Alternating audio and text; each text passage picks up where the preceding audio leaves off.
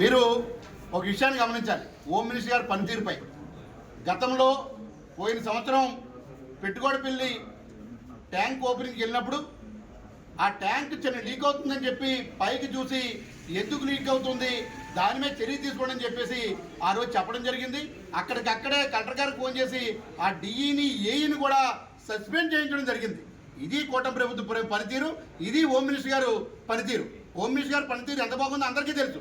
ఎక్కడైనా తప్పు జరిగితే అది టీడీపీ నాయకుడైనా, కాంట్రాక్టర్ అయినా, కూటమి నాయకుడైనా ఎవరి మీదైనా సరే చర్యలు తీసుకోవడానికి ఆవిడ ముందుగా ఉన్నారు.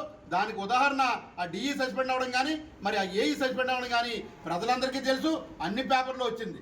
లేదో లేనిపోని కబుర్లు చెప్పేస్తే నమ్ముతారనుకోవడం పొరపాటు. దయచేసి దీన్ని అర్థం చేసుకోవాల్సిందిగా కూర్చున్నాం. నిన్న నక్కపల్లి ఆరండర్ కాలనీలో వాటర్ ట్యాంక్ కడుతుండగా ఓ ప్రమాదం జరిగి ఆ ప్రమాదంలో 2 గంటలు ఓ మనిషి అందులో చిక్కుపడిపోయి మరి కాళ్ళు విరిగిపోయిన సందర్భం జరిగింది. నిన్న మేము దానికి చాలా చింతిస్తున్నాం. అయితే అది కేవలం స్లాబ్ వేసేటప్పుడు సెంటరింగ్ మొదలుపెట్టినప్పుడు స్లాబ్కి సెంటరింగ్ వేస్తుంటారు.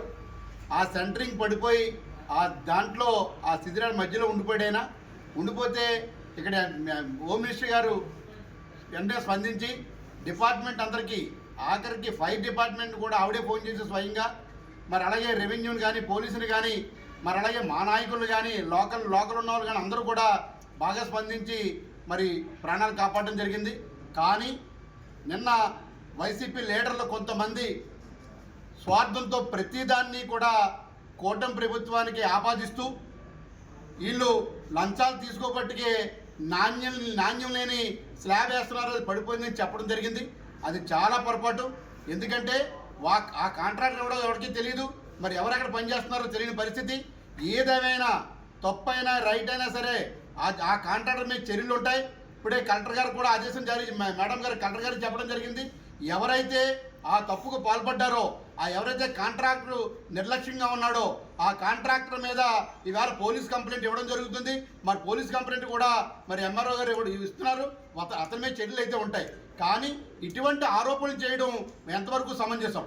మొన్ననే పోలవరం కాలువ మట్టి తీసి ఆ మట్టిని ఆ కాలువలో వాళ్లే వేసుకున్నారు. ఎక్కడైతే తడి ఉందో ఆ తడిని పొడి చేసుకోవడానికి వేసుకుంటే మట్టిని చూపించి ఇగో ఈ మట్టిని తోలుకుపోతున్నారు కూటమి నాయకులని చెప్పడం మరి అన్యాయం. మరి ఈ విషయాన్ని ప్రజలతో గమనిస్తూనే ఉన్నారు.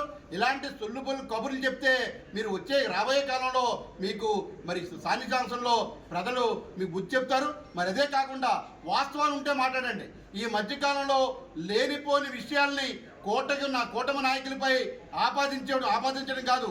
ఎక్కడైనా సాక్ష్యాలుంటే, ఎక్కడైనా లంచం తీసుకున్నట్టు ఎవరైనా ఉంటే కింద నుంచి పై వరకు కూడా ఏ నాయకుడు కూడా మా కూటమి నాయకులు అలాంటి వాళ్ళు లేరు.